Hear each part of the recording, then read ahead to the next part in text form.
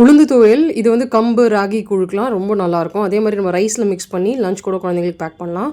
எண்ணெய் சூடாயிட்டோன்னே நான் ஒரு 4 பல்லு பூண்டு போட்டிருக்கேன். ஒரே ஒரு சின்ன துண்டு இஞ்சி, 2 காஷ்மீரி சில்லி, இது காரம் இருக்கும் இந்த சில்லியில். ஸோ 2 பெருசாக போட்டிருக்கேன். உங்களுக்கு காரம் அதிகமானா இன்னும் எக்ஸ்ட்ரா சேர்த்துக்கலாம். 5 ஸ்பூன் ஒரு உளுத்தம் பருப்பு.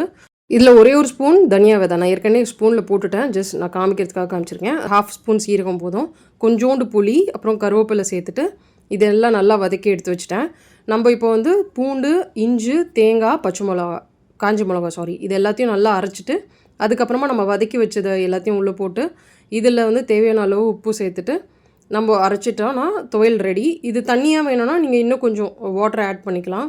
தண்ணியாக நல்லா அரைச்சிட்டு சட்னி மாதிரி தோசை, இட்லிக்கு தொட்டு சாப்பிட்லாம். அதே மாதிரி தாளிச்சிட்டு ரைஸில் கூட மிக்ஸ் பண்ணி சாப்பிட்லாம். நான் வந்து இது வந்து கூழுக்கு தொட்டுக்கிறதுக்காக பண்ணியிருந்தேன். அதனால் வந்து கொஞ்சம் திக்காக நம்ம எடுத்து சாப்பிட்ற மாதிரி இருந்தால் நல்லாயிருக்கும். ஸோ அதனால் நான் இது வந்து திக்காக பண்ணியிருந்தேன்.